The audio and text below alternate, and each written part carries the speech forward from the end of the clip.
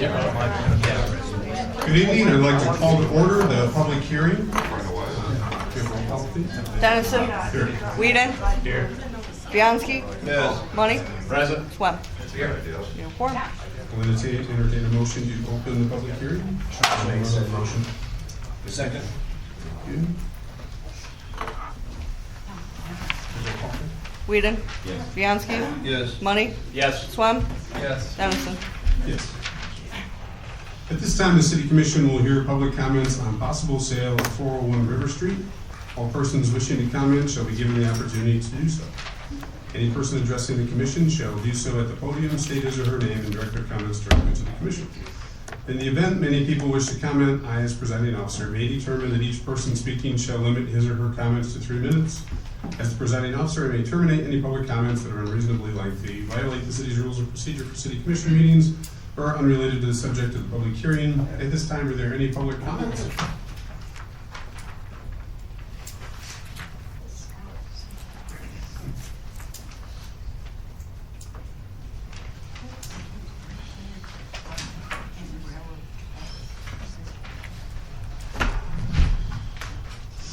Okay, seeing none.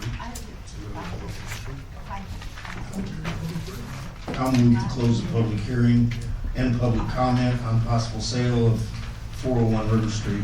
Thank you. Is there support? I'll support. Okay, roll call please. Bianski. Yes. Money. Yes. Swem. Yes. Dennison. Yes. Whedon. Yes. Okay, I'd like to call to order the regular meeting of Buchanan City Commission. It is Monday, February 12th, 2024. It is 7:01. Will you make sure? Yeah, can we have the pledge of allegiance, please?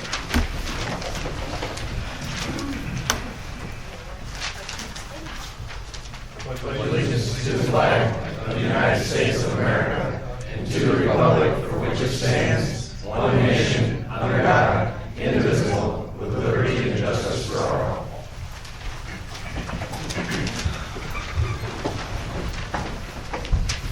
Thank you. Can we have roll call, please? Money. Present. Swem. Here. Dennison. Present. Whedon. Here. Bianski. Yes. Uniform. Thank you. So we'll make a motion to approve the agenda. Shall I make a motion? Thank you. Is there support? Money, I'll support. Thank you. Roll call, please. Swem. Yes. Dennison. Yes. Whedon. Yes. Bianski. Yes. Money. Yes. Carries. Thank you. At this time, I will take public comment on agenda items only. If you'd like to make a public comment on the agenda, please make your way to the podium. State your name for the minutes. Tony Hauser, 209 Main Street, Buchanan. I'm here to speak on the fee schedule for the food trucks today. It's not often you get, the operator to come up here and tell you that you're not charging enough.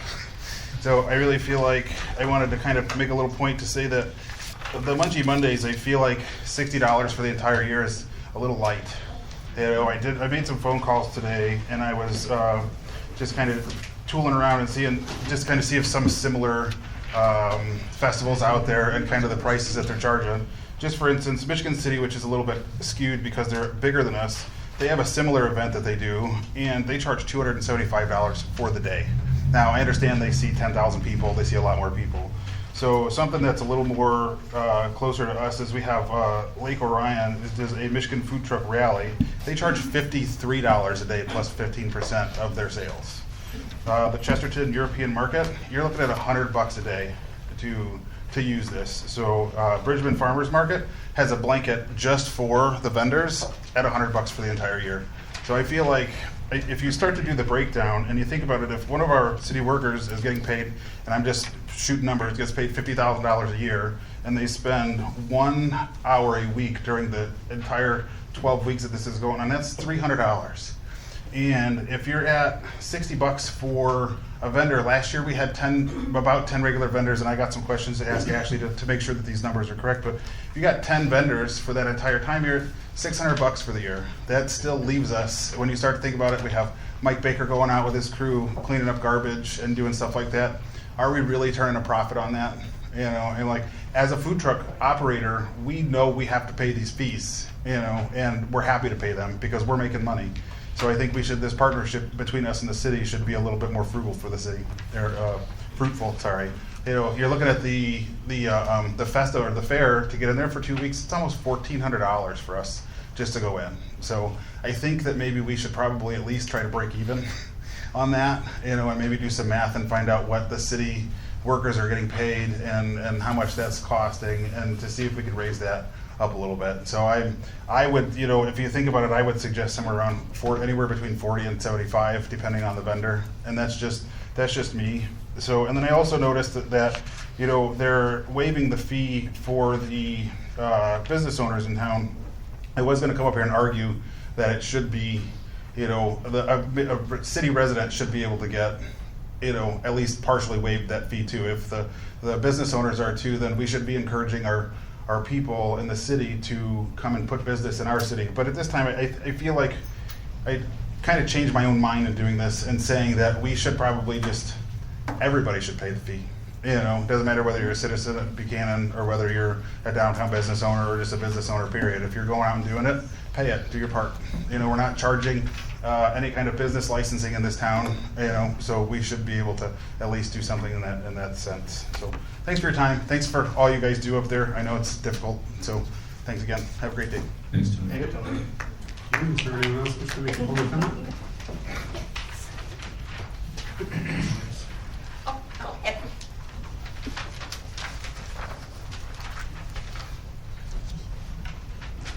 I'm Carla Jackson Johnson, and I am reading about Bennett versus Detroit Police Chief 2006.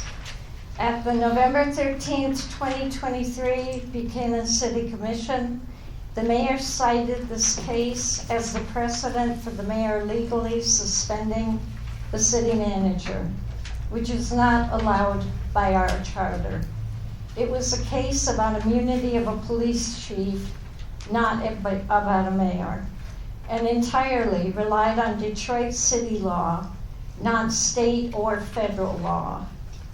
In the ruling, the judge wrote, as chief executive of the city of Detroit, Mayor Kilpatrick has the authority to terminate or suspend employees.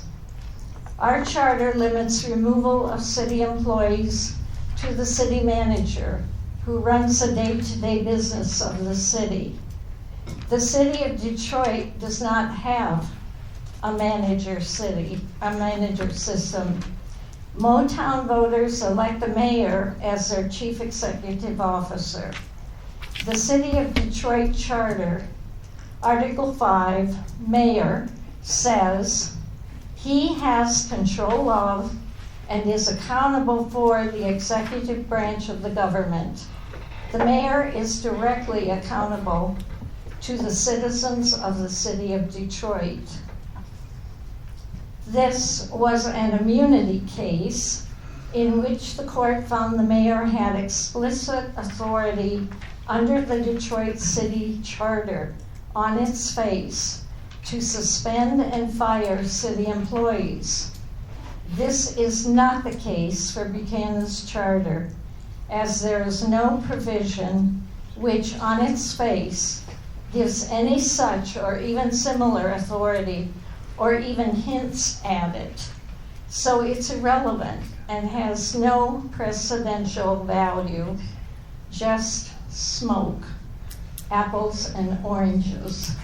And Don is going to finish for me. Yes.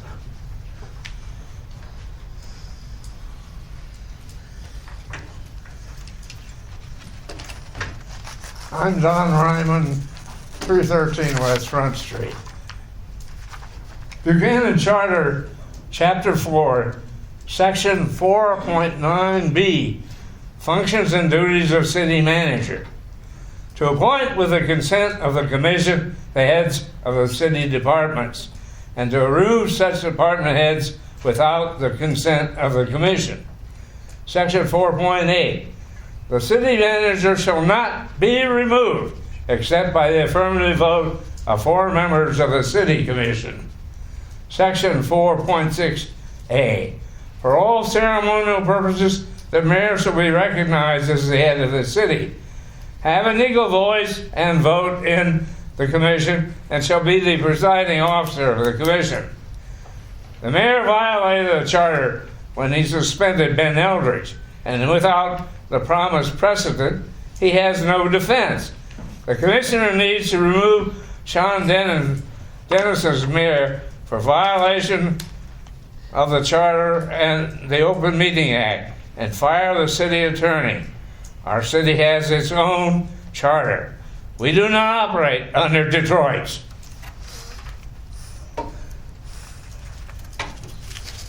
Thank you. Anyone else wishing to make a public comment?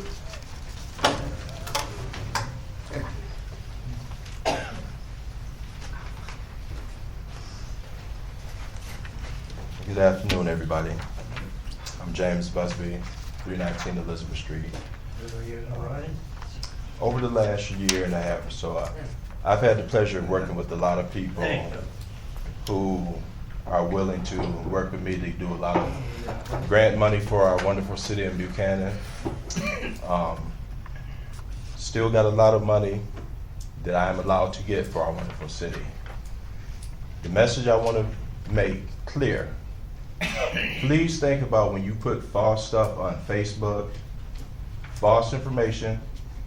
The people that I work with that's willing to give me money for our city to help all of us, white, black, whoever, they see that when you put false stuff out there, lies, they will not be willing to help. Then I can't help. When you attack Sean, if you don't like him, that's your opinion. But when he's doing something good, you need to recognize it. Thank you, Sean. Thank you, Rich. Thank you, Tim. Thank you, Mike Baker. Thank our police. Okay? Just please think about that when you're saying these things that are not true. People are saying that, and that's a reflection that's going to hurt us all. And we won't be able to benefit from easy money that we can get for this city when you guys spread lies and things that aren't true about our city. And as far as the Ben Eldridge situation, Ben is gone. We need to give it a rest. Tim is here. Fine man. I've known Tim for a long time. We need to work together, move this city forward where it's supposed to be. Stop all this bullshit. Buchanan is better than that. You all know it, and I know it. Thank you, guys. Thank you. Is there Thank anyone you. else wishing to make a public comment? What are lies? The lies that people tell, but I haven't seen that. You must don't know how to read then. Okay. It's a true lie. Norma Ferris, 304 North Oak Street. I encourage you to approve the material for the fire department. Thank you very much. Anyone else wish to make a public comment? So I missed a cue card. Can I ask some questions real quick? Can I have I was just sitting down and I mentioned I had some questions. Tony Hauser, 209 Main Street. It's how many vendors did we have last year that participated in Munchie Mondays? And how many hours a week did the director spend on Munchie Mondays itself? And then how much time did the DPW spend cleaning up garbage? These are just things to try to figure out the cost, So thanks again. Sorry. I didn't miss any more cue cards. Anyone else wish to make a public comment?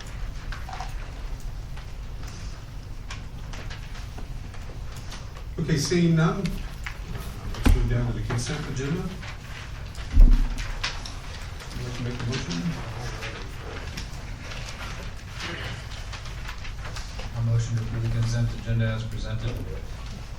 Thank you. Is there support? I'll support. Okay, we have roll call, please. Dennison, Yes. Whedon, Yes. Bianski, Yes. Money, Yes. Swam. Yes. Carries. Thank you. Okay, moving to the scheduled matters from the floor. We have a presentation this evening from Dr.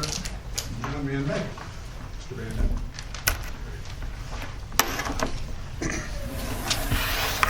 So what do I do, press that? It should just be the space bar. Okay. How's everybody tonight? I'm a teacher, so let's try that again. How's everybody tonight? Great. That's better. Okay. I'm really happy to be here. Well, I'll let it speak for itself. So here we go. Anybody know Skeptic Magazine? It's kind of like Scientific American. It's got a readership of about 55,000. So, and it's international. Anyway, I write for him sometimes, and I wrote an article that got into the magazine about our town here. All right, and it's called "Did Grass Make Things Meaner?" And they gave you a bunch of copies. So I've got 1, 2, 3. I've got 6 here. And after I'm done, there they are. If you want to rush the stage to come get them, more power to you. What did I just do?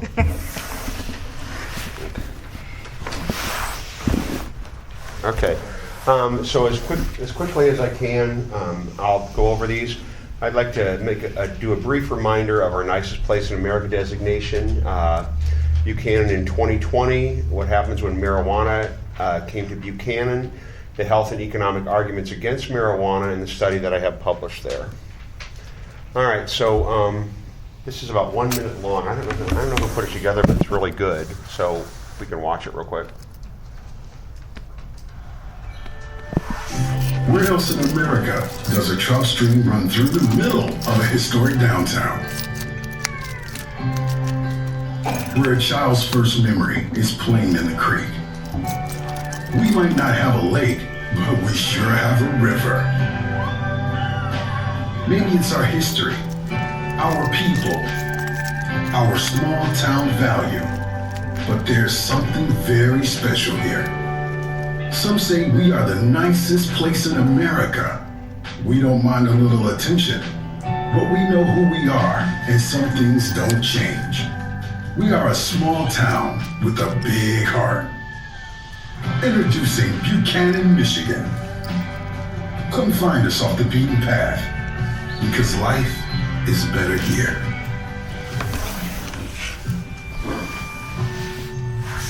All right, so we just press this, right? Nope. Where else in America? All right. So in 2020, for those of you that don't remember, our Memorial Day parade was canceled due to COVID concerns. Our local American Legion, Post 51, collected hundreds of pictures of our veterans and displayed them on banners along Main Street.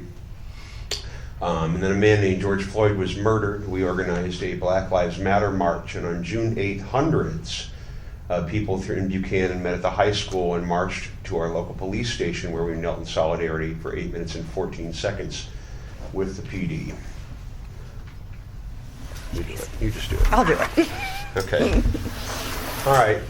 That fall, I was driving, and 2020 was really, really hard for a lot of us. All of us. It was really hard. And I heard a radio ad calling for nominations to be considered Reader's Digest nicest place in America. And I wrote about that, and I didn't think much of it. But that, and then about 2 weeks later, I got a call from Brooklyn, New York, and my first thought was, this is great because maybe my rock and roll band is getting hired to play in Brooklyn, which would have been great, but it was even better. All right, that same year we also implemented legal marijuana in Buchanan. Michigan had passed a medical marijuana law in 2008, and we'd spent the previous 10 years respectfully debating whether or not to bring it to our small town. In the fall of 2019, the city adopted a plan for 6 dispensaries. So it all came together at the same time. Okay, hit. All right, I want to talk a little bit about some of the arguments that people floated against it. One, correlation between marijuana use has been found with neurophysical decline, cognitive impairment, highway deaths, lower educational attainment, and addiction. And it's not good for you. It's not. Lighting something on fire and putting it in your mouth is not good for you. Okay, continuing. There are also economic arguments against marijuana legalization. Tax revenue received from the legal sale of other vices, alcohol and tobacco, pales in comparison to the cost of health care for the individuals who consume them. Detractors extrapolate that the high cost of health care for marijuana users will outweigh the revenue. And a good corollary to that are maybe seatbelt or helmet laws. Okay, when you don't have helmet laws, that's fine for the individual that wants to ride the motorcycle, but everybody else has to pick up the cost when that person gets a head injury. So that's one of the arguments against legalization. Okay? So it's money. All right. In the same year, there was an argument. There was a book that was published by a guy that wrote for the New York Times. His name was Alec Berenson, and he claimed that psychosis brings violence, and cannabis-linked violence is spreading. In the first 4 states that legalized, murders rose 25% since it was legalized. That same year, Angelica Rice challenged the Department of Education's claim, claiming the rates of violent crime in states had been legalized. So both those people said, okay, if you legalize marijuana, the rates of violent crime are going to go up. All right, so here's your slide. All right. At this riding in Buchanan, there is one legal dispensary for every 860 residents, one of the highest per capita ratios in the state. We even have a local marijuana ambassador, Freddie the Stoner Miller, as seen on Jimmy Kimmel Live. And I sent them our Nicest Place in America thing, the writers for Jimmy Kimmel, because I think that would be really good comedic material that we became the nicest place in America the same year that we brought marijuana in, but they didn't take it up. I even composed an album about our town and the cities. They sponsored, that's why we have the guitar, they sponsored a tour. I'm not gonna show that, so we can just go through it. We got on, no, I'm not gonna hit it. We got on the BBC there. I was shocked, but the BBC actually came to my house on Warren Woods Road, and so it went all over. All right, so we'll go to the next one. All right, I wanted to find out if Buchanan, the nicest place in America, saw an increase in violent crime rates in the years following its adoption of recreational marijuana. All right, I started by looking up the demographics of Buchanan. I found that in many ways, Buchanan is a microcosm of America.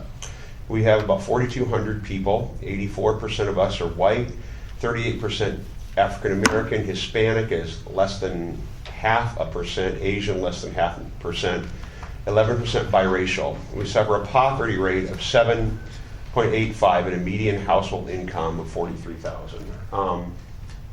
There are a lot more Hispanics and people of Hispanic and Asian descent than there are in America than there are here, but we could use ourselves as a cluster sample. All right, then I asked Tim and our mayor, since 2020, I just called them up and I said, well, has it gotten worse? And both of them said, no, I don't think so. All right, so next. All right, I figured, okay, that's good, but that's not good enough. I can't just say I called up the police chief and asked him. So I did a Request of Information Act, and this is what I found. All right, there were a total of 855 adult arrests between January 2016 and December 31st, 2022. Of these, there were a total of 105 arrests deemed violent. The offenses included assault, aggravated felonious assault, sexual assault, parental kidnapping, and robbery. In 2016, there were 29 arrests. I'm going to make this real quick. In 2017, there were 17 arrests. In 2018, there were 23 arrests. In 2019, there were 21. In 2020, the first full year of implementation, there were 21 arrests. In 2021, there were 19 arrests, and in 2022, there were 22 arrests. Okay, let's get there.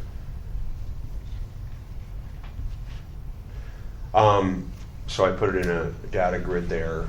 So 2020 needs to be taken with a grain of salt, because for a good part of the year we were all inside.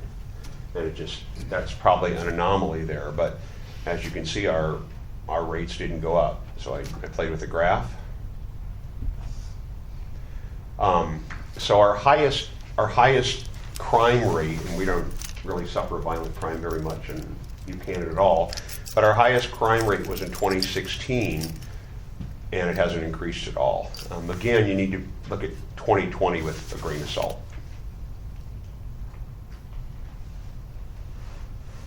Okay, did an increase in violent crime rates in the years following our adoption of recreational marijuana occur? No. So we did well. All right. Any questions at all? Okay, thanks. There you go. Thank you. Moving down to reports by departments, committees, and boards, starting with community development report by Director Report. Thanks, Mayor. Hang on a second. Yeah, go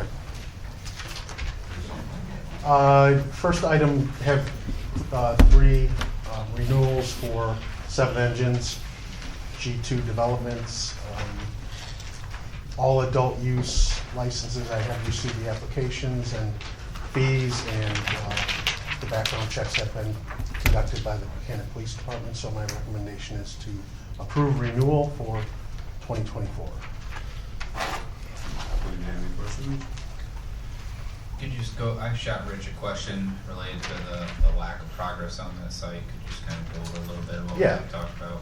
So at 408 River Street, there's a process and grow permit outstanding.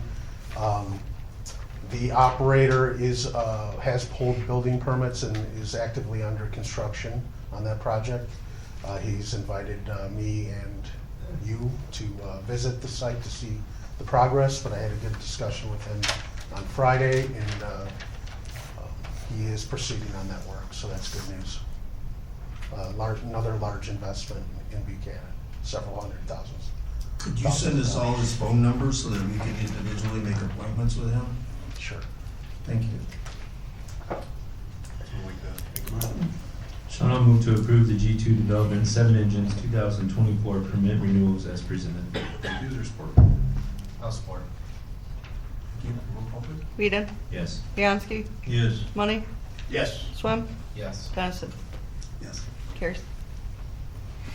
Okay, second item, I think most of you know we have funded the Victory Park Pavilion project, great neighborhood redevelopment project, and we've been working in tandem with the Northside neighbors. The construction has completed. The pavilion looks great. They did a really nice job on it. We're talking about a ribbon cutting and event that is going to happen hopefully in June. On a parallel track, thanks to the work of James Busby and the Northside Neighborhood Group, James brought in funds for various amenities for the sole purpose of Victory Park, provided by the Shallon Foundation. Sue Shallon visited the site. We took a tour of Buchanan, and we received $25,000 grant for improvements. So we have been meeting with the Northside neighbors and asking them their priorities on what to do with that money. Kind of an exciting position to be in as the pavilion's created, and now we discussed picnic tables for them to gather. Based on the information that they provided, we sourced 3 options, and we think we have a very good option that the neighbors are happy with. We plan to purchase 8 coated, very sturdy, commercial-grade picnic tables that will fit very nicely under the pavilion, and so we're just asking for permission to proceed on that purchase. There will be other items that we'll bring forward as the neighborhood discusses their priorities, but there's other work to the basketball court and other kind of additions and amenities to the park project that we'll bring before you. And we'll have more news on the ribbon cutting event, but we're slated for right now June 8th at noon. So exciting stuff happening in the north side. Any questions or comments? I got a question. Was the $25,000, is the city writing this check, or is the Shalom Foundation writing this check? We received a grant from the Shallon Foundation for the purpose of improvements at Victory Park. So it needs approval by the fiscal body to move forward. That didn't answer my question. Did the city receive the $25,000? So we're writing the check. Correct. So, I think this is written wrong, even though I understand what it means. But did you go to Barb with any of this? Because Barb oversees that park, correct? Well, one of the Northside neighbors serves on Barb, and we are keeping them up to date on this project. Was it presented to Barb? I believe it was discussed at Barb, but I don't believe Barb needs to formally approve it. You do. So that's why I'm here. You're bypassing a very important step. That's all I'm saying. We've kept Barb up to date, and we will continue to keep them informed. I would like to change this motion so that, I mean, they're being recognized. The foundation, I'm very gracious that they gave the money, but they're not writing a check. I think this needs to be worded differently, doesn't it? Just want to make the motion. Yeah, go ahead and try, make the motion so that maybe I can understand. Well, I mean, the thing about it is, do we need to decide on the tables? Because there's 3 different prices, and the table at the very top in the middle, I highly recommend we don't buy because they're too far, your legs are too far inset and they bend. And we've had a couple of these tables in the city and the kids play on them and they bend them, correct? I don't. Okay, never mind. I was on the commission when we charged a young man and his mother had to pay for the table. So I highly recommend that we buy the tables that the legs are farther out, closer to the end of the table. But I haven't got a problem, but if I'm gonna make a motion, I wanna know what tables we're buying and what price we're paying. Our recommendation is the table, the top side at a price of $8,000 and some change. It's a top left table. It's a coated maroon table. We propose to get 2 ADA accessibles and 6 regular. And those tables would be handicap accessible as, so, Yes. Yeah, and I think, like I said, this was the ones. At Barb? No, this wasn't discussed at Barb, but it was discussed by the North Side neighborhood, and that also was their recommendation. But no, it wasn't discussed at the Barb meeting that I had. Why did they decide on these tables? Well, we had a meeting and their goal was to have something that is sturdy, heavy, theft resistant, and weather resistant, and maroon that would look sharp and match the pavilion. And so we took those parameters and did the research and brought 3 or 4 examples forward. And the consensus was on the option we've recommended. Well, I will move that the city of Buchanan buys 8 of the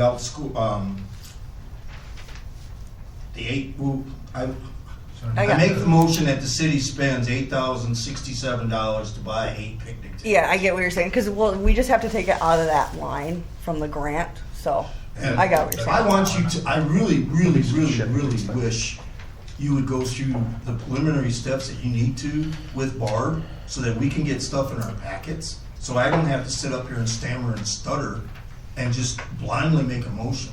Because that basically is what I'd be doing if I didn't ask the questions I just asked. It's not difficult. It's not difficult at all. So We have a motion, is there support? Stan, could you just suggest, there's probably shipping and alternative costs, you just approve the. I approved $8,067. I thought you said that you approved 8 of the picnic tables. Well, what way do I need to do it? I would say you approved the 6 regular and the 2 ADA to come out of the grant that money received from the city of Buchanan. That's not the way we normally do it. We usually do a full dollar amount. I don't So have with the check. I don't have a full dollar amount on that one. Well, then I'm not gonna make the motion. You can make the motion, somebody else can make the Okay, motion. somebody else make a motion. I'm just thinking of wording. So how much do we need to spend? 8,000, whatever that number is on the top left, plus, 8,067. I didn't get a I think it shipping was. amount yet. Plus That was my shipping. concern. It includes That number. Oh, it includes the shipping? By the end of the meeting, the picnic tables are gonna cost more, so can we just, I'll move to approve the purchase of the Victory Park Pavilion picnic tables via the funds received from the Shannon Foundation. Thank you. Is there support? I'll support. Thank you. Roll call, please. Bianski, Yes. Money, Yes. Swem, Yes. Dennison, Yes. Whedon. Yes. Motion carries. Thank you.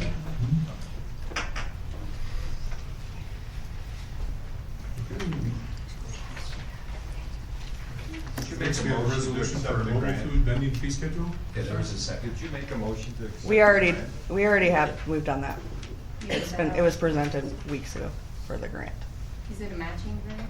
No, No. Sorry, go ahead.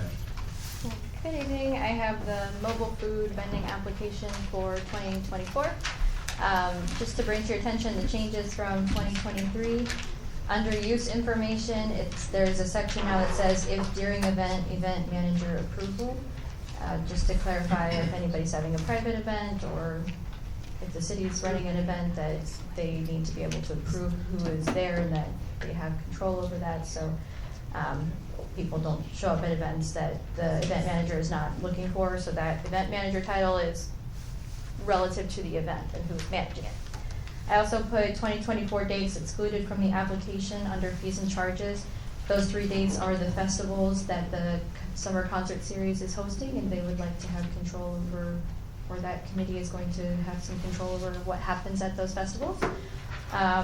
And then the other change is, per your recommendation, I did increase the cost by 100% from 2023 if you wanted to participate in Munchie Mondays. So that was based on the fact that Niles is $25 a year for their food trucks, and the farmers market charges both $5 or $10 a day for their vendors. Do you have any questions? So will all parties be operating under the same fee schedule going forward? Like you mentioned, the farmers market's charging a lot I just use that less. as a reference. This is just for the food trucks. I just use that as a reference for my Oh, pricing. in general, vendors, sorry, Yes, not pardon food me, trucks yes. themselves. But Yes. if food trucks wanted to operate at the farmers market per se, they'd follow the same fee schedule. Yes. Okay, understood. So there'd be no difference between resident and non-resident? No, that's not what I put in here. I did do a difference for brick and mortar, because they pay taxes, and that was one of what we had in 2022. They pay taxes on their residents, their space, so that was something we had decided in 2022 to try to balance that. Do you take all the permits, or does somebody else do all the permits and checking the permits? Cal and I share that. I often will take the payment and Cal will process them. So wouldn't it be easier to just have one pay, like $75 a year, and let them pick the dates when they buy their permit? Because Stevensville charges $100. And then if you had a calendar where they could pick their days, including Munchie Mondays, let them pick their days on their calendars, give you their $75, and it's about 1,000 times less paperwork. You'd have one permit, and all of the people that I called seemed to only do one permit rather than doing the $5 or the $30.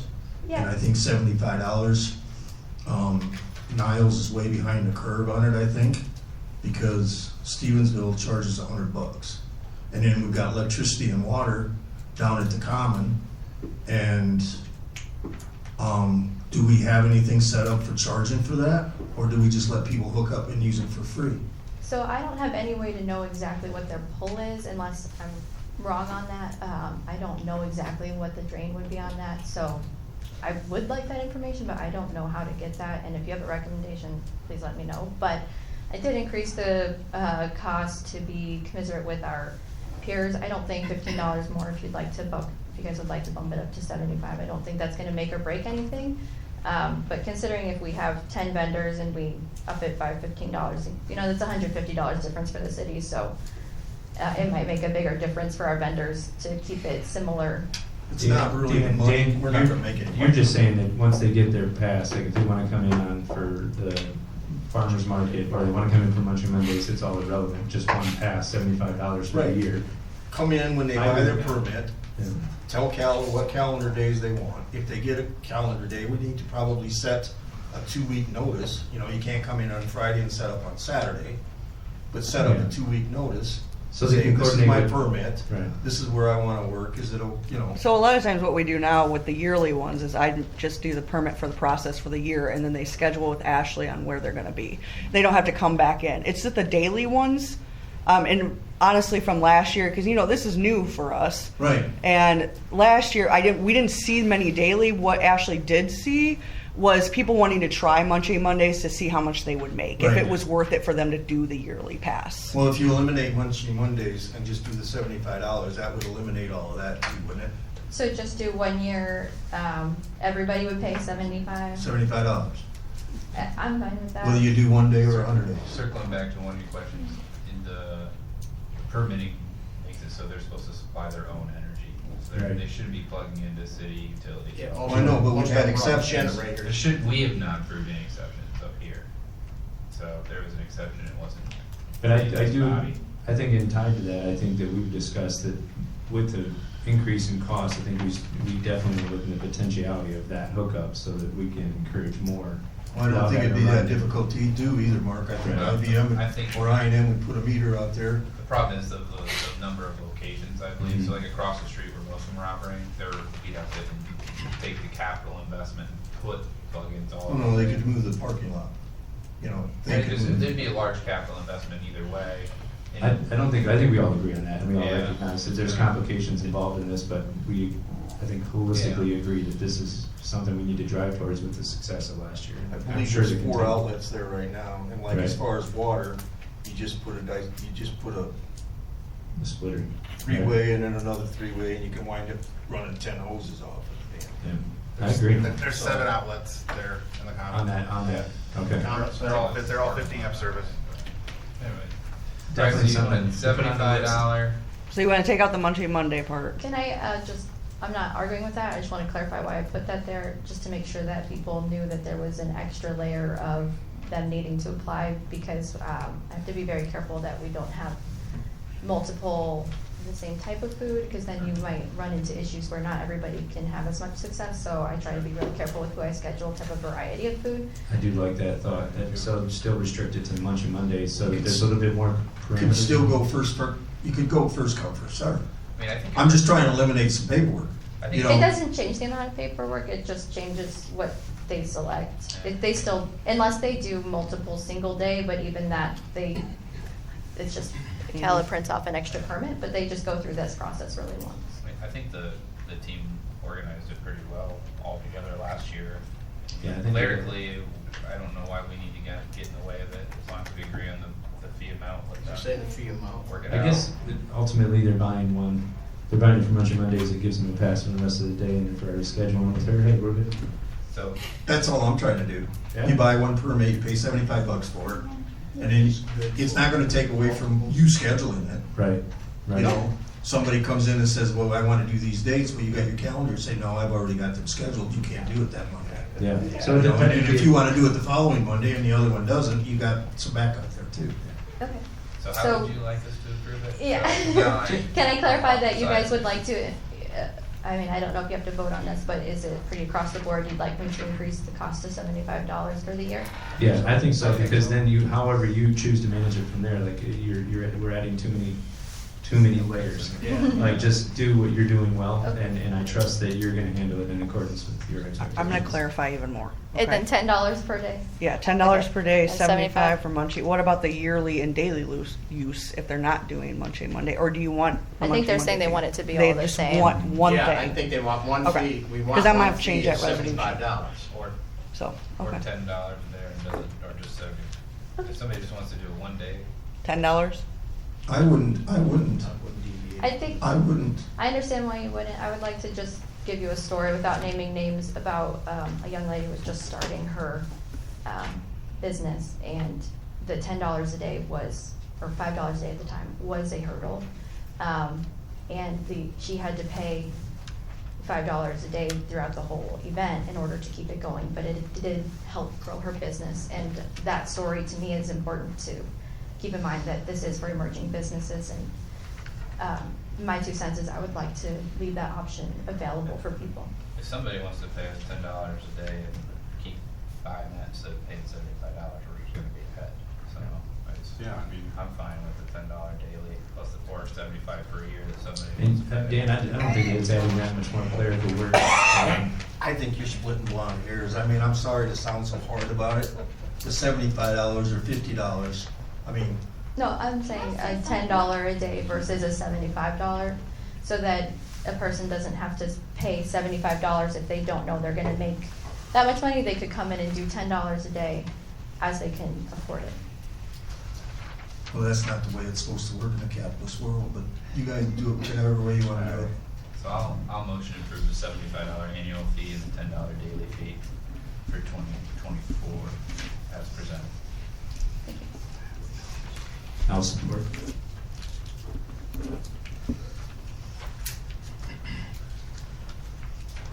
Does that take care of everything that you need? Yeah, I'll probably just rework the wording a little bit to accommodate, but I think that answers my questions. So the bottom line is it's $75 and $10 for a daily fee? Yep. Correct. Across the board. Okay. Yeah, regardless of day. No electric, no water. Right. Correct. And I believe that's in the That's in application the, too. I was gonna say that was in the Right. original application. At one point, I'll have to come to you guys again about any infrastructure and anything like that. We'll have to talk at a separate point about. You ready for a vote?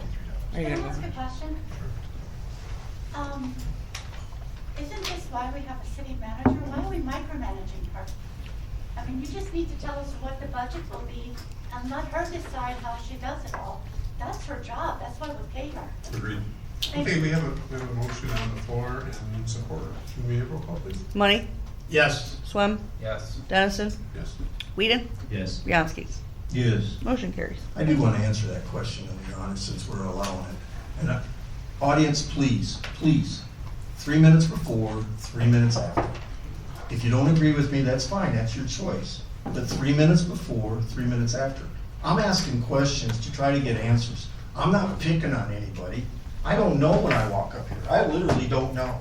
But as far as the city manager, he's got way bigger fish to fry than $75 fees for I'm sorry.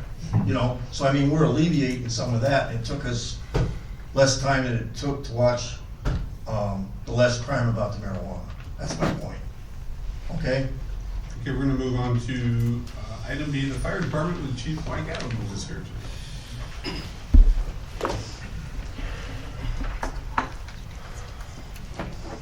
All right, Mayor, Commissioners. So I'll do a little history here just before I go over what we're asking for. But since Dan likes us to do grants, so in 2020, we put in for this same grant. This is the AFG grant, Firefighter Assistant Grant. We did it as a consortium with Bertrand, with Niles Township, Deline. Kind of did it together. We didn't get awarded. We did it again in the following year. Same thing. Niles Township bowed out. We wound up pulling Weesaw in because they were in the same boat, and we did it again, and we were not awarded. So we've been here twice doing this. I came up here and asked for the matching part, but as of that broke up, most of those departments were able to purchase their SCBA's. So I submitted on the 1st of February. So in your package, you'll see that for 17 packs at $9,600 a piece, that's $163,000, $160,200. Now, typically, there's a 10% match goes along with that. However, when I plugged it into the program, it automatically came up with the amount that's in there, which is much, much less than 10%. But just so you know the history, we have 18 packs, SCBA's, and 12 of them are 21 years old. The life expectancy of a pack is anywhere from 10 to 15. And then the other 6 are 11 years old. So we're asking to replace 18 packs with 17 and get equipment that meets the new standards. The stuff from 2003 is like 3 standards old, and the ones from 2013 are 2 standards old. And so obviously that will put us up and make us in compliance. Not that the ones we have don't meet the standards then, they're still usable, but at the point now where they're nickel and diamonds together. I've got 3 that are out of service, so it's just the point where we've got to get this money. If we do not get awarded this time, I'm going to have to come back to the commission and the city manager, sit down with Tim or whoever, and come up with a way to finance packs if we don't get awarded, because we're at the point now where we're going to have to do something. But like I said, so at the 17 packs, $163,200. The matching came up with for us to pay $7,771.43. Now, I won't know when we get awarded, usually because this is open to the whole country. And so there's still the award time, or the grant time runs till March, till mid-March. So when we if we get awarded or not, we won't know until like anywhere between August and early November, because there's so many people that apply. So that's why I need to get approval for the matching now, because if we get awarded, usually they want you to move pretty quickly, and that way, move the money. So that's what we're asking for, is approval for the matching on the AFG grant for this year. Mike, who's been writing the grants for you? Pardon? Who's been writing the grants? Well, the first two we applied for before was Matt Remmel. I don't know if any of you know Matt Remmel. He wrote them, and obviously we weren't awarded. This time I wrote the grant. I did get some assistance from Richard and Ashley I had them proofread the work that I did. They actually added some to it, some really good, much more intelligent wording in some of the areas. So we did that, but and that's where we're at. Have you ever looked at the firehouse sub-grants? We have. We're going to be applying with them this year. We didn't apply this past year because they were new, and obviously they're in Niles, so they're going to their host areas are first. So we are going to be applying for a grant. They open up sometime in March, I don't remember the exact date, for more extrication equipment. So the way that works is the franchise area supplies the money for the grants? Is that how that works? Well, typically they have kind of the same thing. They have a certain amount of money that when you purchase a sub goes towards it. And they usually get the surrounding areas first, that applies. I mean, anybody can apply, but usually they kind of try to take care of the area they're in first. And we didn't try because they were brand new last year. But we are going to, when we got our extrication equipment, the only thing we have is spreaders and cutters.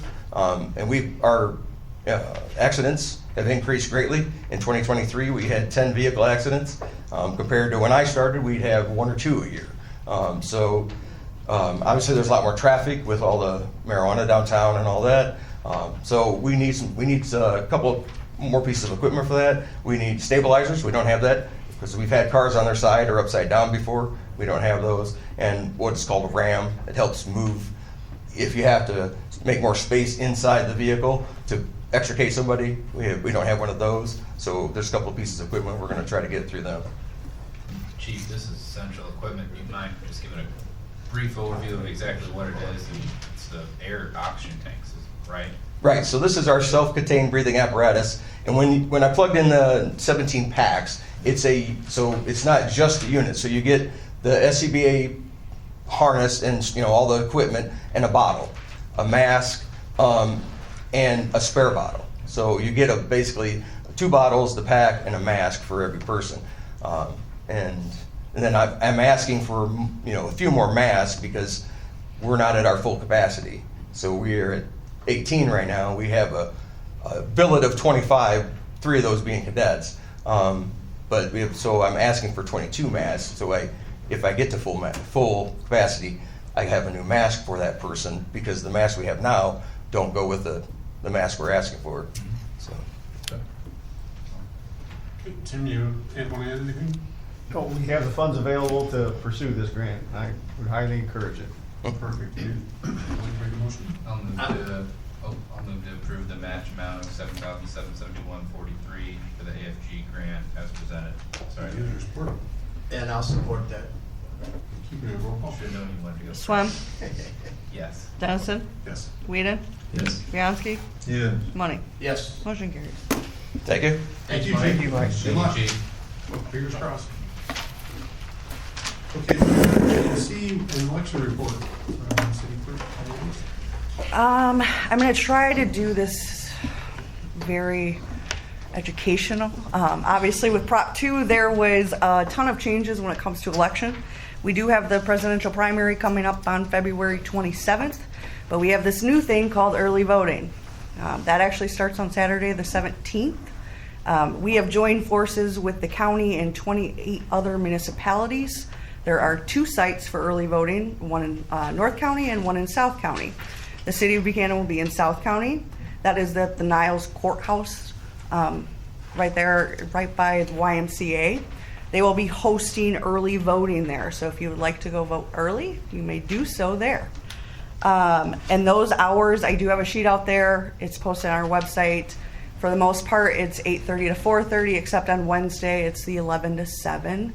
We tried to stay with the Secretary of State hours to make it easier for everybody.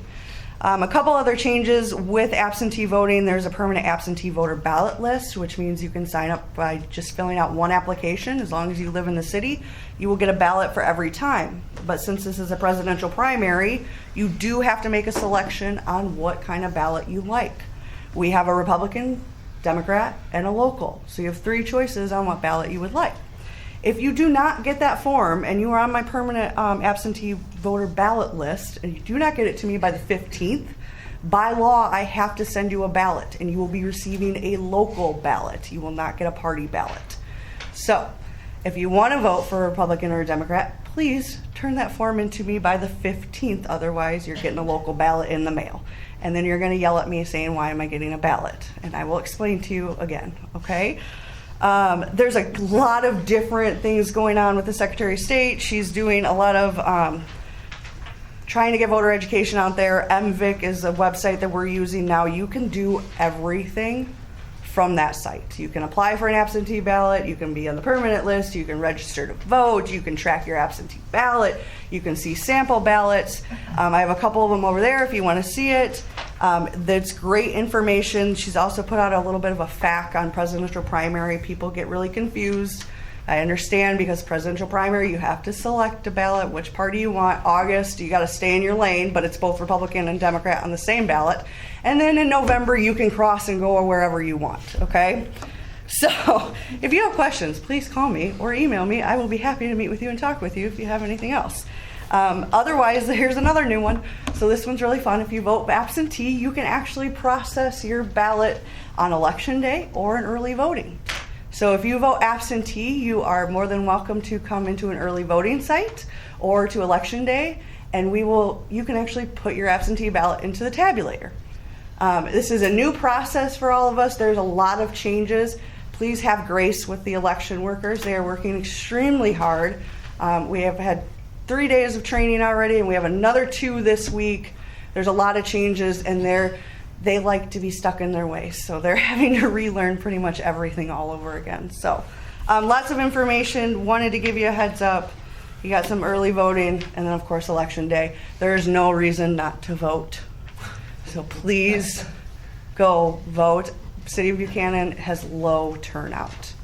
Please go vote. They made it so clear on how to do it now. I know it's extremely confusing at times, but it will start to catch on. But realize it is a new process. We are all flying by the seat of our pants on a daily basis with changes. We are trying to work together. I will tell you, this county has some great clerks that are working tirelessly to come up with procedure and proper way to make sure everything is efficient and effective as possible. So, How much did this insanity? You want to hear this? I want to hear the This is numbers. the best part, though. Okay, so this is good news. Secretary of State released a grant from the Bureau of Elections. We applied for the grant with the county, knowing that what we heard from the beginning was if you go with the county, you're going to get 80% of the grant. If you go as a municipality by yourself or with a couple of other municipalities, you're only going to get 40%. Well, they gave us a lot of money, and we're 100% covered. The City of Buchanan will pay very, very little, maybe $17 to pay for early voting. So that's the good news. I'm going to be the curmudgeon on this. Okay. It's still taxpayer. But It is still taxpayer. It's coming from state. We made an amendment to the Constitution that was voted supposedly to make voting better for everybody. Yep, and it was which voted. Is absolute garbage. It was voted in by the people in 2022, and it passed. Because they don't vote and they don't read what they're doing. And they don't want to. So yeah, there's your update. I agree with you. Thank you, Alan. Yeah. Thank you so much. Good luck. You're going to start doing classes at the high school soon, right? So I am. It's going to take that amount of time. We to will. Really digest Right what now, is we have. transpiring in this week. We've been training, and myself and my former mentor clerk have been working with the county, and actually we're doing like a 5-man team of training. So I've been thank you for letting me hire a part-time deputy, because it's really a hands-on thing right now. We are all working together to try and get all these election workers trained. So, and it takes all of us. It's a 6-hour long training each day. So, yeah. Okay, well, thank you. Moving down to unfinished business. Consider the city attorney memorandum regarding Carla Jackson Johnson complaint. I would like to actually, since the commission has received the February 8th, 2024 memo from the city attorney regarding review of the Carla Johnson complaint of January 8th and January 24th, I'd like to entertain a motion to waive the attorney-client privilege, limited to the contents of the February 8th memo, so that the memo can be released to the public. Sean will make said motion. I'll second. Any discussion? Dan, you second that? Yeah, I second. We have roll call, please? Dennison, Yes. Whedon, Yes. Bianski, Yes. Money, Yes. Swam. Yes. Carries.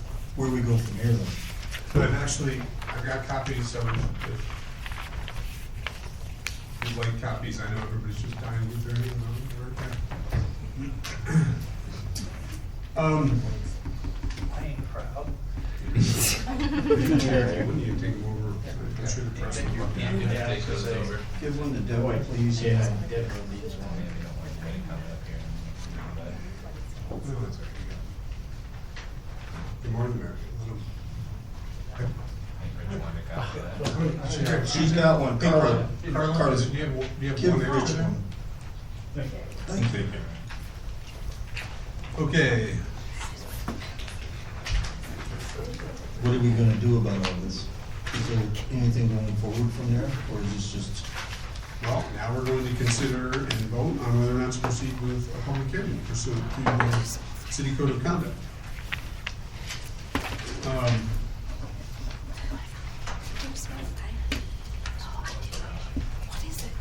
Well, I'll start.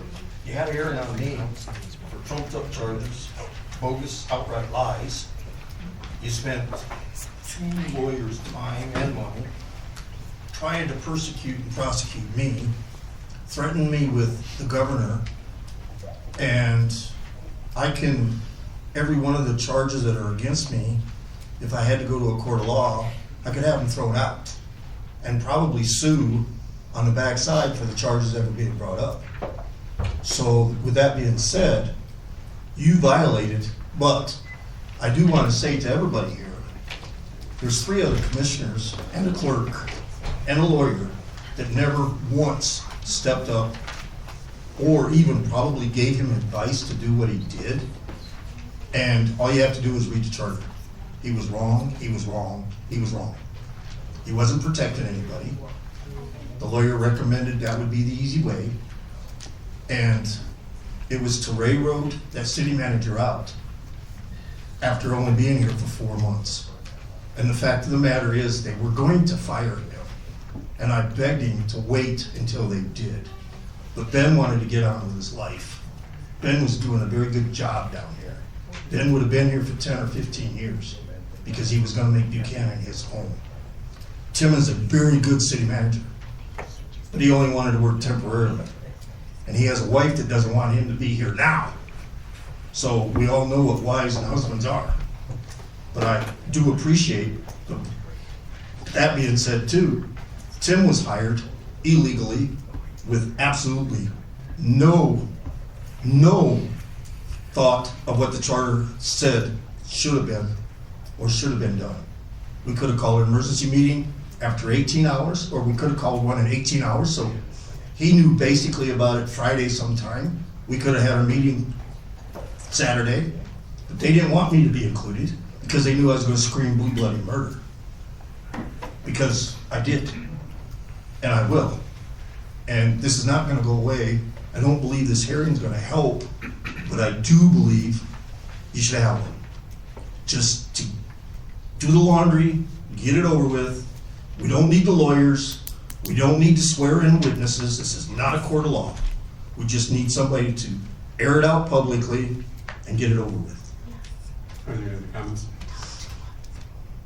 I just have a question. You don't want the attorney to be there, but you want it to be consistent with yours.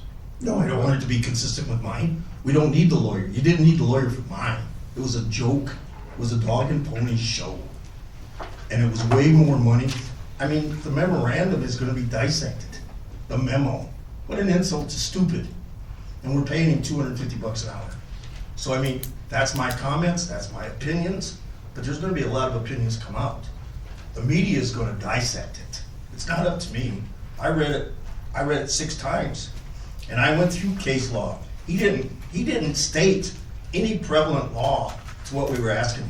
Nothing. Home rule has got nothing to do at all. That was written in 1909, so that corporations and cities could incorporate their constitution. Our charter says he is a token. He has a hammer. End of story. There is our executive. Now, if he was elected by the general public, he wouldn't be sitting there. He would be running the city, but that's not the case. The lawyer advised very poorly, but I've already filed a complaint against him too. And I've asked to have him dismissed. And you disagree with me? You got No, friends on your I side? find it humorous that you and your cohort are always complaining that we're wasting taxpayer money, and yet you continue to do things that require us. You broke to- city law. You That's broke city law. That's your opinion. No, I didn't it's break not. city law. It's not. Yes, you did. No, I didn't. Yes, you did. And that's the problem. We could sit And here my and argue about that all cohorts, day. no matter what you do to me, if I fall over dead from a heart attack tomorrow, your headache is not over. I am not leading this pack by any definition. I didn't send anything to anybody but Ben. Somebody else sent it to a private party. When Calla attacked me. Look, all I'm saying Wait a is- minute, wait a minute. When Calla attacked me, I was down here. Yeah, and you're sarcastic. You won't believe it, and it's garbage. It's absolute garbage. No way. But Calla attacked me. So I did not attack you you. attacked me. So let's stick to, if we have a hearing, we're going to spend. I'll just make it if easy. it- So when you started your comments, you said you wanted to do it just like we did your hearing. That included the attorneys. So if we have a hearing, we're going to spend more money on attorneys to have a hearing. I would just like to hear from the other commissioners and hear what they have to say. Thoughts, comments? I'll make the motion that we have a hearing. Exempt from the lawyers. We don't need the lawyers down here. So for everybody, The mayor pro temp can run the Let meeting. other people speak, please. so for everybody in the audience who's wondering what this memo says, in a nutshell, it says that the mayor did his job and acted accordingly under the law. So we're being faced with trying to determine, should we spend taxpayer money on another hearing and time and effort? Could you speak up? Sorry, time and effort, apologize, I thought I was getting picked up. So, it says that we acted, or the mayor acted accordingly under the law as advised. So we're being asked to determine if we should continue to spend taxpayer money to pursue this complaint. That's what we have to decide now. So, that's what the memo says, that when it's released officially, you'll get a chance to read the specifics. It's multiple pages, it's 9 pages, I believe it's 9 pages. But that's the layman's version of that. And I for one, don't think we need, this isn't back and forth. Okay. I don't know. I for one want to just move on. I don't think it's worth spending additional money. I think it's a distraction. Any comments? I think at this point, everything that's been discussed, the amount of information that's been passed around, factual or not, opinions or not, regardless of where you stand on this situation, the bottom line is this. Everybody's aware of what happened. So essentially what we're saying is that we're going to have another hearing so everybody can get up and talk about the exact same things they've already talked about. There's no additional information. FOIA away. You've taken everything you can, and you're still looking for something that you're not going to find.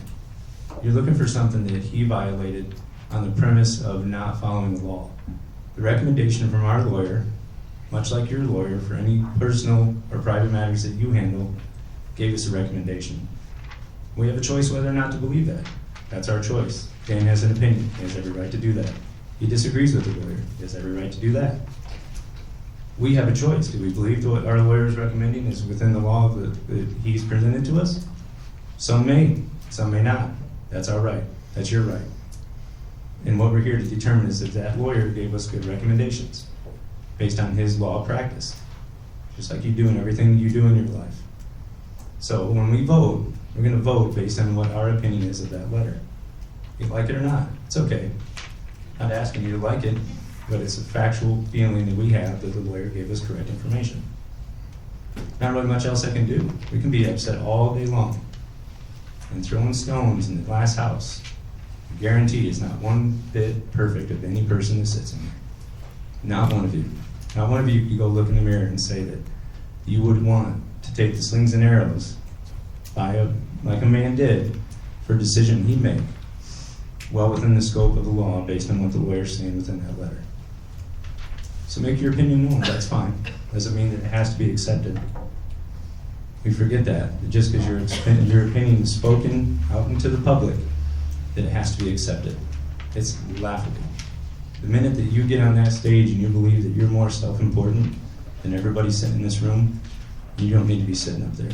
We serve it because of you. You voted for us. We make the best decisions and the recommendations that are given to us, not based on opinions that are the overreaching opinions within a certain group of people. Just because you're the loudest doesn't mean you're the right one. I totally agree. The witch hunt has gone on long enough, and, it's time to get this whole matter settled and get back on with doing what's important to the city. And, like I said, I have to totally agree with what's being said. Mr. Vianski's made a motion. Is there support? I believe Mr. Vianski's motion was to hold the hearing. Is there support? I do want to make one point. It's not based on opinion. My opinion is based on the charter. And no matter what your lawyer says, he's not basing any of his opinion or his advice on charter. It's that simple. Your duties are in our charter, and it's only that thick. There's only about 3 sentences in there. I believe that is addressed in the memorandum. I would encourage all of you, and I don't know if there's it's a way gonna you get allocate, is there a way you could make a bunch of copies? Would anybody like a copy of the memorandum? Post it online? Yeah. Sure. Post it on the website. And we made it We can do public, that. so I we should mean, do it. well, is there anybody that still would like a paper copy though? Just, we can start getting the mail. Can you mail like 8 copies? 8 or 10 copies? Do you have an extra one? Okay, so that motion failed. Would someone, I don't know. I guess I'll move to dismiss complaint. Charlotte Jackson Johnson. Is that the right way Let's to? wait till Carla's Oh, We could recommend not to hold the hearing. I think that's a better way. I don't like that word. Yeah, I recommend not to hold the hearing. That's a better way to put it. To not hold the hearing? Yeah. Is there support? I'll support it. Discussion? Sorry, Larry. Roll call. Bianski? No. Money? Yes. Swem? Yes. Dennison? Yes. Whedon? Yes. Motion carries. We'll be moving down to new business. A resolution of the Buchanan City Commission to sell the city-owned property at 401 River Street. Sure. Tonight's resolution action is a major milestone in the sale of a larger strategic parcel for redevelopment. It's been in process for about a year now. It will result in building our tax base and retaining and creating good jobs. It includes significant investment by the potential buyer, and the resolution to sell must be approved by the commission. And it will authorize the city manager and clerk as authorized individuals to execute all documents related to conveyance of the property. Excellent. Someone like to make a motion?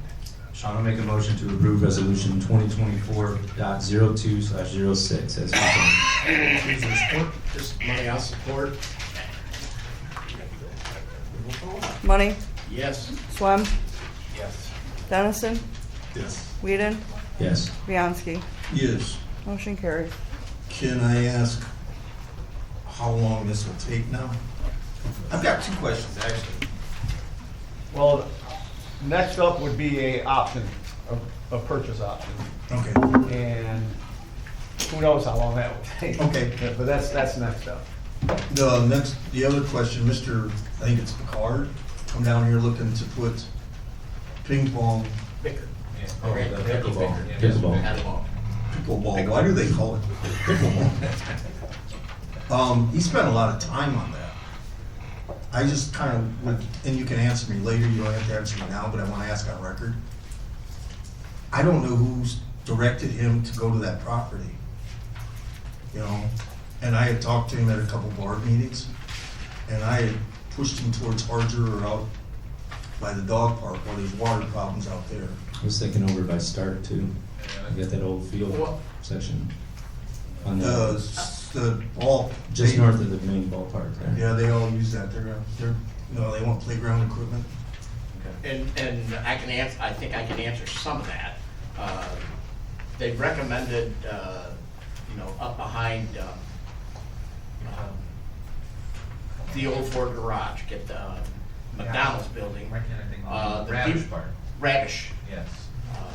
The recommendation to go over by Start School, I guess because of the noise that the paddles make, that it was disturbing to some of the residents that live there, because I guess it's got a distinct type ping to it, Yeah, and there was some discussion on that, and that's why they were directed towards the Radish Park area, and more importantly, behind, where Radish Park comes out there, like with Mickey's father's house was. Right. We left it with, I can remember my comments at least. We asked him to go back to Barb and come up with a plan within the 5-year plan where that would fit best. I'm not sure if he's followed through on that or not. And he did, but he was leaving for Florida the next day. So this was last month. He was gonna be leaving for Florida for however long the next day. So. Well, I wanted to bring it up, because he's really serious about it. He had Oh, yeah. really good plans. Yeah. He's dead serious about it. Yep.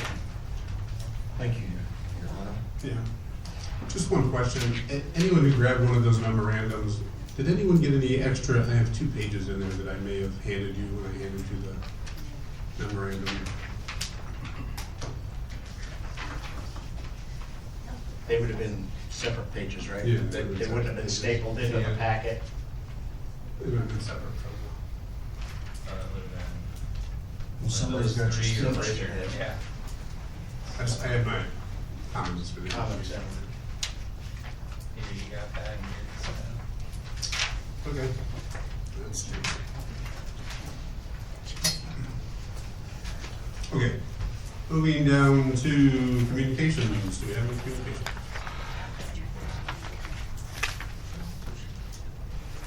No. Are you done? Yeah, thank you. Okay, moving down to public comments on non-agenda items only. If you'd like to make a public comment, please make your way to the podium, state your name for the minutes.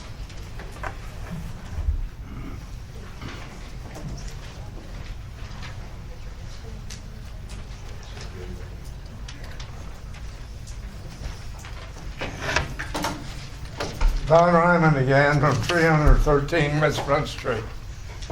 I'm reading an anonymous letter of February 8th. It wasn't written by me.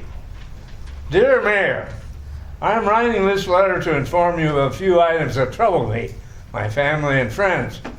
If it matters, we all voted for you in the previous election. I'm also asking you, and those of you who endorsed the building project for the Public Works Department and have oversight of the city's budget, to step aside and not run for re-election.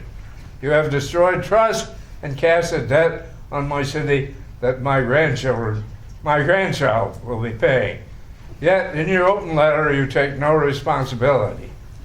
I called Niles City and found they received prior notifications of revenue sharing cuts. I was also told that all communities receive the same notifications. I'm convinced there is no city department head, treasurer, and most of the commissioners do not know how to read a budget. You authorized expenditures for Mr. Baker and one of the 2 police chiefs. And moreover, this building is criminal and should be looked into by the state of Michigan for misappropriation of tax dollars. For the Public Works building alone, the city will spend over $10 million with interest payments, when we could have bought a building for $1.2 million 3 years ago. How can this cost legitimately be justified? I checked further into the city's spending. I discovered the city increased salaries, added people, and elevated positions within the police department. I also found Mr. Baker received a substantial pay raise. On that, Mr. Baker is a bully to community members who disagree with him or question things he doesn't agree with. He has no grammar skills to draw from, and I'm not sure he even graduated high school. Mr. Baker freely speaks about what you're denying. You do have a good old boy operation going on. Mr. Baker seems to know everything that's going to happen prior to your meetings. He freely talks about how he and the City Hall staff got rid of the city manager and how you've already changed the locks on the doors. This city manager ordeal is set up by city staff, and it sounded like you finally had a good one, too. Moreover, according to Mr. Baker's statement, Dan Viansky is next. Mr. Baker brags that you and Larry money are in his pocket, and Mr. Wheatley will go with the flow. I was told that Mr. Baker can't read well, type, or do simple math. And this is the guy you're taking advice from? I would strongly suggest you pull his spending and see for yourself. Also, for a decade or better, the city had a part-time chief, Mr. Gannis, and one sergeant. Now we have 2 chiefs, a lieutenant, a sergeant, and additional police officers. How can these costs be justified? What are you believing, or what Kool-Aid are you drinking? I know the answer. They can't tell you because it's a police matter. Well, check the total complaint log like they used to post in the paper, or the Uniform Crime Statistics to see if our case loads have gone up. How about stop listening and actually do some fact checking? Mr. Ryman, that's 3 minutes. In closing, I ask again that you and this group of commissioners not running it, my family and I will not support you, and I wish to remain friends. You wonder why the school can't pass the millage? It's because our city leaders and department heads are destroying us. You're 3 minutes. And we don't know when this will end or where it will go. Sincerely. Copies to Attorney Mullet Drew, Commissioner Dan Viansky. Am I finished? I used up my, and Monroe LeMay. Okay.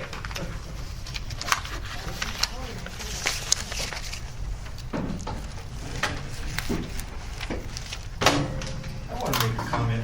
Carla, just a minute. I want to make a comment. You know, I have sat up here for 4 years and now for a year and a half. I have listened to so much abuse, and I have sat here and taken it. So I would appreciate Mr. Swam, Mr. Dennison, take it. It's only somebody's opinion. It's their First Amendment right. If they don't like what's going on, let them speak it. They don't have the opportunity. You don't have the right, sir, to interrupt them anymore. His 3 minutes was up. Point of order. No. No. Okay, Mrs. Johnson, if you'd like That's to make a not what comment, my go ahead. complaint was about. I'm Carla Jackson Johnson, and I'm going to read the postscript for Don. Driving by the building project for the Public Works Department is absolutely gut-wrenching. To see water being pumped from the ground in order to build a building is a tragic waste of city taxpayers' dollars. I encourage you to drive by and take pictures for the community to see. When the pumps stop, where does the water go? You've buried us. 1 million this year, 2 million next year, and on and on. By the way, this rich guy and his Andrews University students that have a plan for our community, we don't want him or these ambitious dreams that we will never be able to afford. So what is his worth? He has no added value to us taxpayers. Ask yourself and the commission if we really need this overpaid staff member. and I believe you will conclude what we feel. Thank you. Anyone else wish to make a public comment?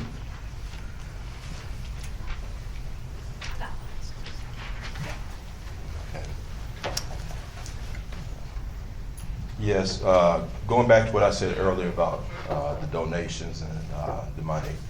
I'm in discussion now with a couple of other foundations because since the Victory Park project is almost complete, I've had other people asking me about help for Catherine Park and other areas in the neighborhood.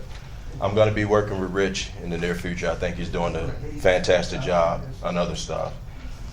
I just need to let the people know when I get this money, it's not coming out of the taxpayer. It's coming from me. Okay, my own money and money from other foundations to help improve our city. So I don't want people to think that if it's a grant when it's a gift from me. And I guess I just need to know, is there an issue? Do I need to be consulting Barb if I want to do something for the city or to improve our parks? I already bought a bench out of my own pocket for Victory Park. I just don't feel I need to run and broadcast what I do because I don't need a pat on the back. Everybody knows me. What I do to help everybody in the city. And like I said, I'm working now with several foundations with my own money and other foundations to make improvements to help. Like I said, I'm working with Rich, Tim, and anybody else who wants to be involved. Ms. Harris, it's been wonderful. So I just want to let the people know, this is what we're doing. You don't know everything that goes on because I don't feel the need to broadcast it, but trust me, it's for everybody to enjoy, not one person. Thank you. And thank you for supporting the project. Look forward to the ribbon cutting ceremony. Thank you, Mayor Shaw, for being supportive of everything we're trying to do. Thank you. Anyone else wish to make a public comment?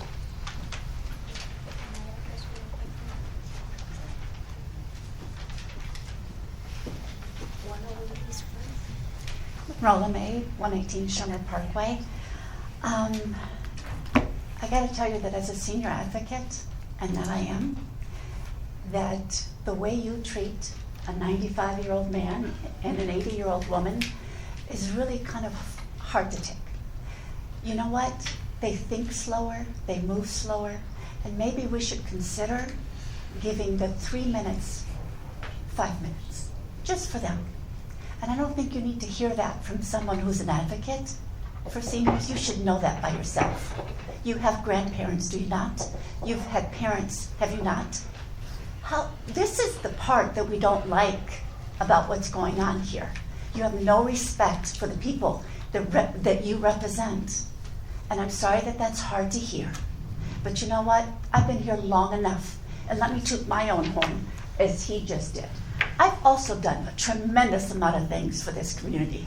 I spent $20,000 of my own money starting the art center, which I was thrown out of because I was just not a local. So when we say that this is the nicest place to live in, let's make sure that everybody is happy, not just a few, not just the ones that you represent, because we know the handful of people that you represent. And by the way, because you only hear from the 3 of us or the 5 of us, it's not just a handful of people. We're more than just a handful of people. We're the only ones willing to take the chance because we have nothing to lose. There are so many people out there that run your town, that write to me and come to me and say, Monroe, you're doing a great job, keep doing it. They don't care. They don't care what I say out loud to you, and they don't care about you. But what they do care about is not losing their job, because many of them run certain things in this community. Many of them are executive directors. Many of them sit on boards. Many of them even run the school. But they wouldn't dare tell you because your wife is one of the school people. So we're not just a handful of people. We're a lot of people. Your 3 minutes are up. Thank you. Thank you. Anyone else wish to make a public comment?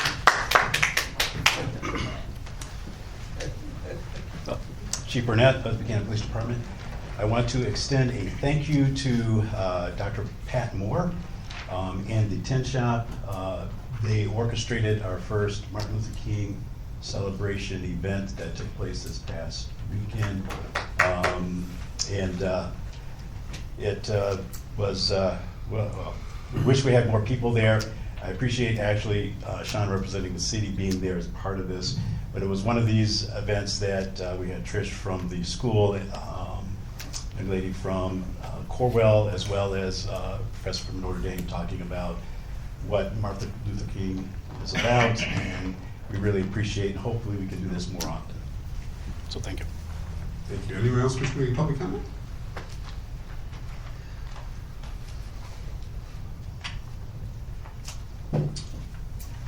Okay, moving down to executive comments. I do have one thing. The financial audit has been completed and submitted to the state.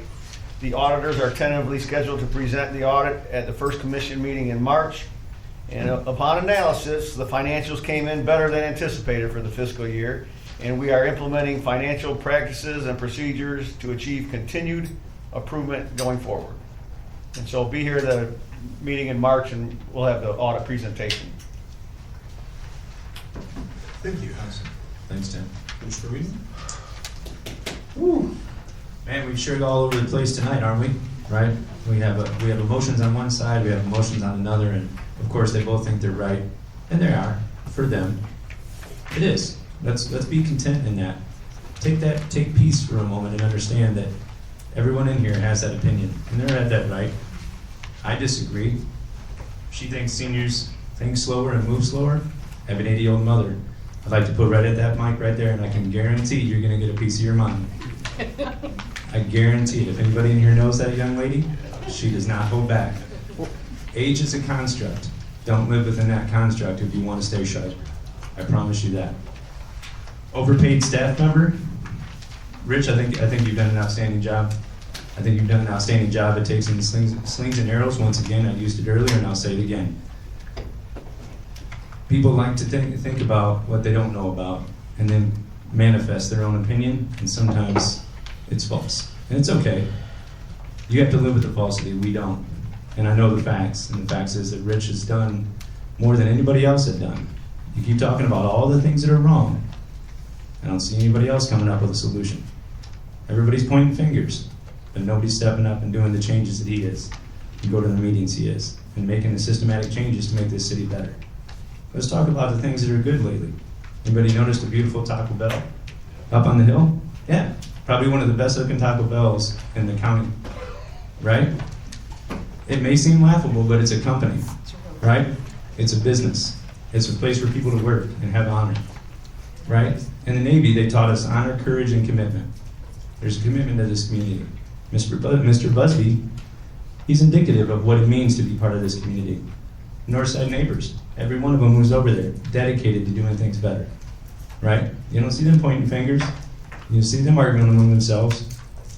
No, they work together as a community. It's a weird thing. It's a weird feeling when that starts to work. Still have your own opinion, but can still work together. Mike Baker, I know for a fact you graduated high school.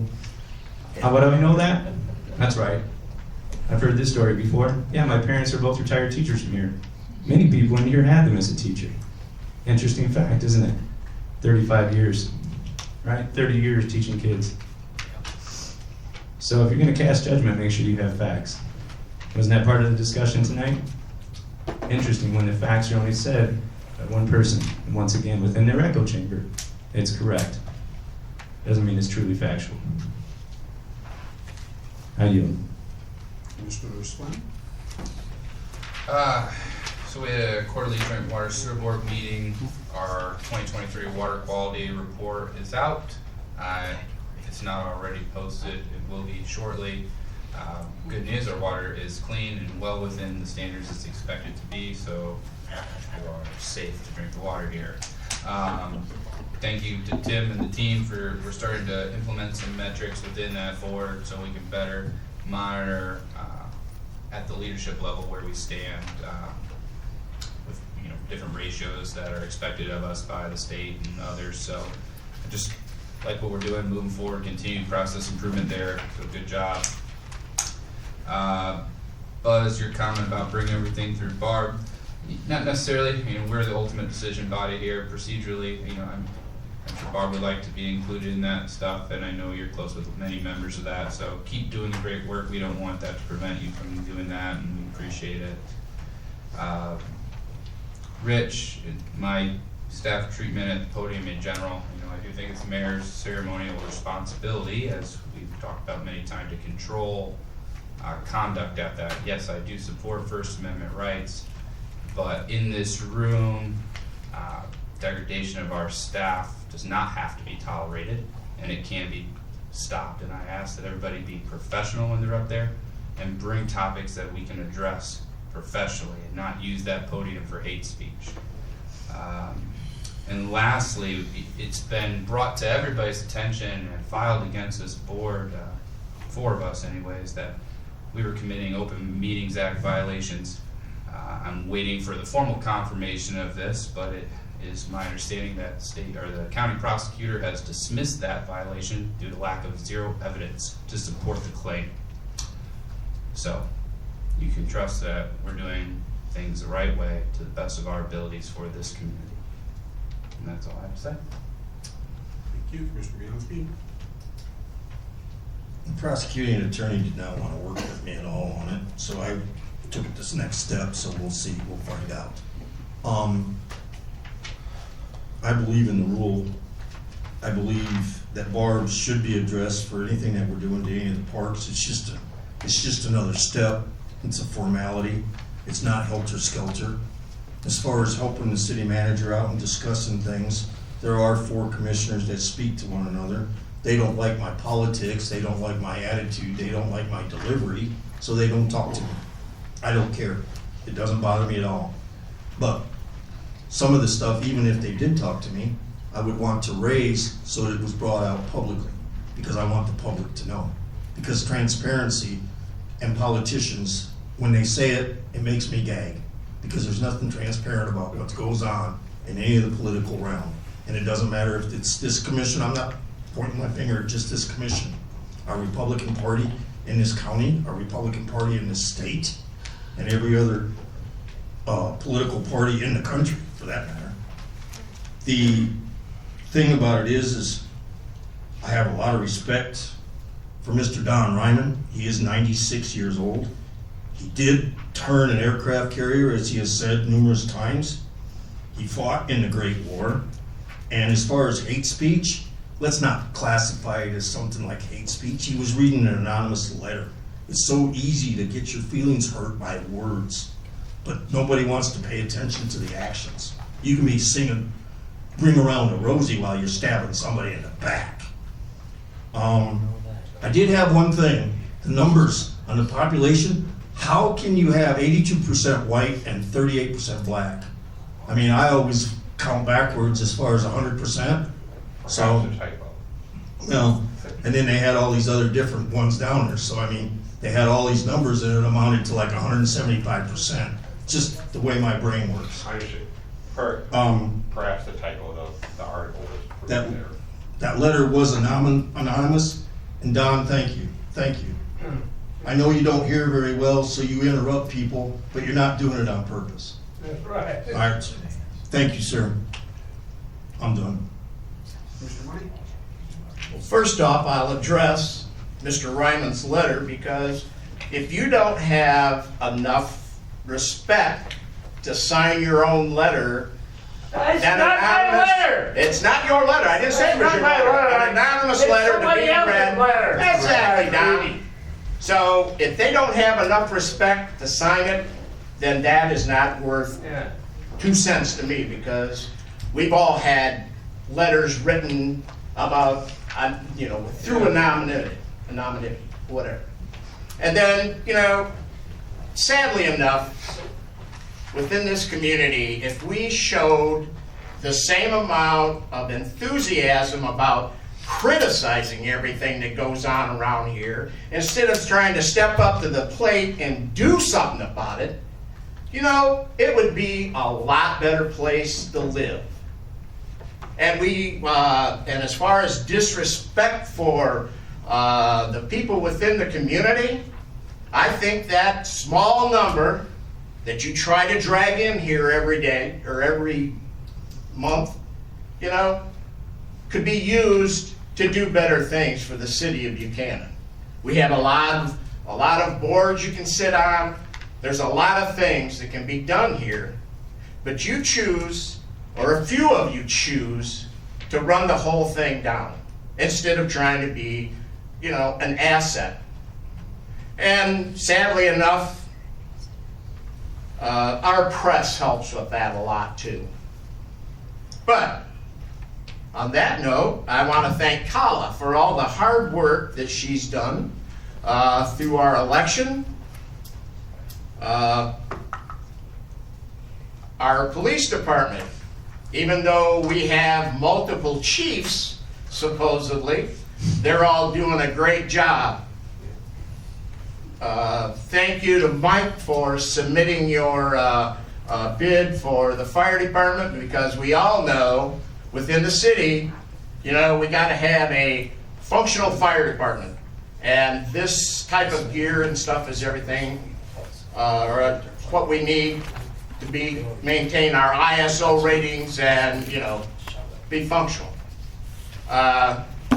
Mike, I'm just really sorry that people think that about you, because I'll tell you what, they don't see you when you're out there working 12, 14, 16 hours a day down in a hole with your blue jeans on, ruining your good work shoes because you're standing in a hole of water.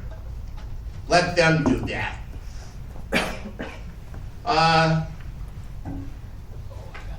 And once again, thanks, James, and the North Side neighborhood. I don't want to make a mistake, because I was corrected on that one time.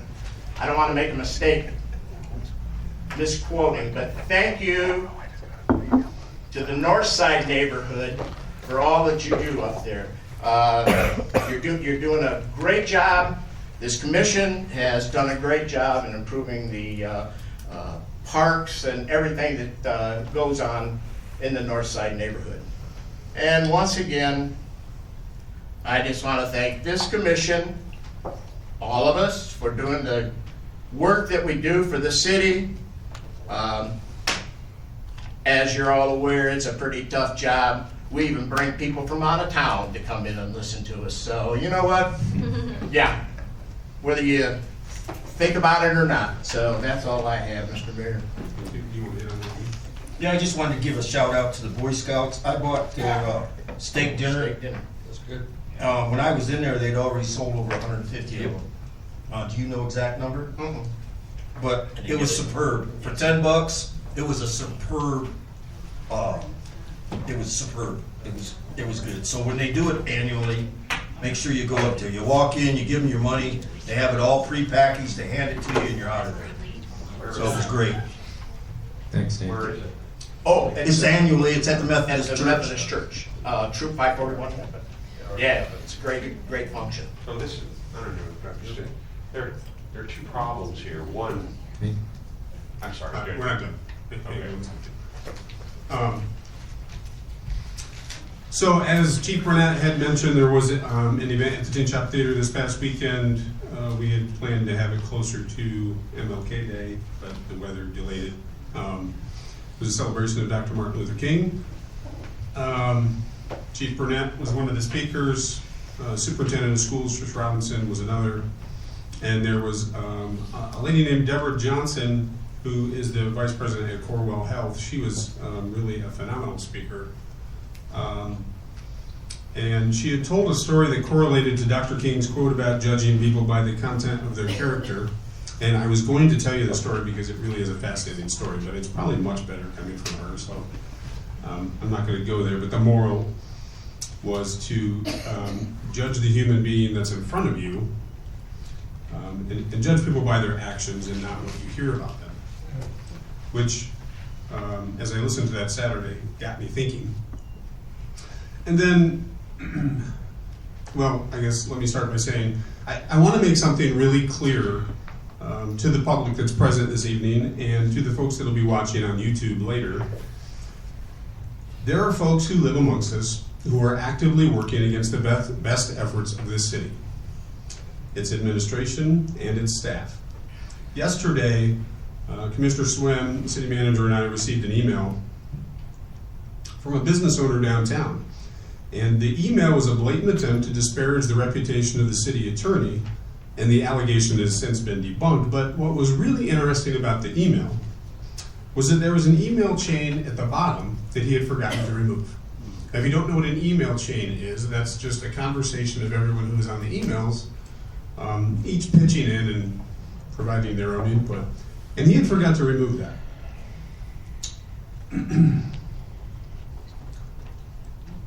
It made it incredibly clear to me that there's a coordinated effort by a handful of people in our community to file false complaints and grievances, which is incredibly sad and an abusive process. The email was interesting in that it shed some light on how people were being informed of things. For instance, the people on it knew when we'd received the memorandum from the city attorney and had, quote, talked to Dan. It also stated things like, quote, time for another complaint. It even gave directions to a member of the press who's no longer here, who was colluding with this group to file another FOIA, which she did first thing this morning. That's not journalism. The city is in regular contact with folks in Lansing concerning our ambitions to be a Michigan Main Street community. We've been told that they've been contacted several times by Alan Robont, who's trying to discredit the Lib Buchanan board so that the application will not be accepted. They've also told us that there's a group of individuals actively trying to discredit and remove our community from the application process by finding faults in our status.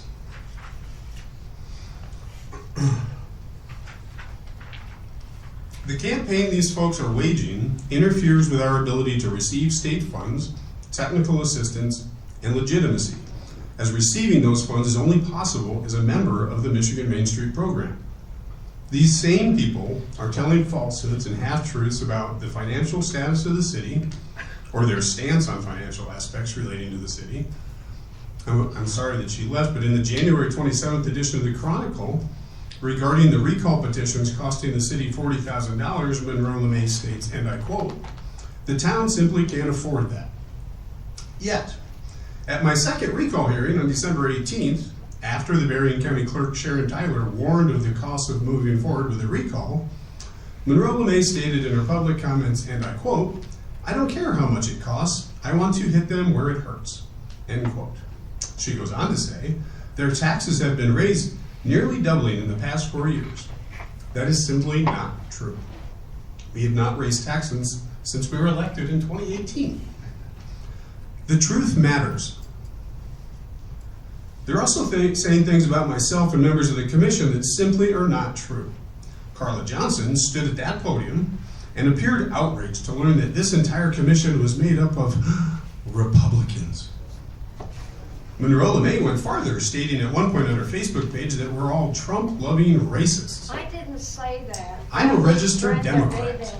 Point of order. Although I'll admit at this time I don't believe either party represents me or anyone I know, but my point is this. You don't know me. If you did, you'd know that I only want what's best for Buchanan. Plain and simple. I would kindly ask all of you to stop working against the city. Please stop. Please use your energy for good. The world needs it. At this point, I'd take a motion to adjourn. I'll make said motion. And I'll support. Thank you. Good roll call. Swam, Yes. Dennison, Yes. Whedon, Yes. Bianski, Yes. Money. Yes. You're adjourned.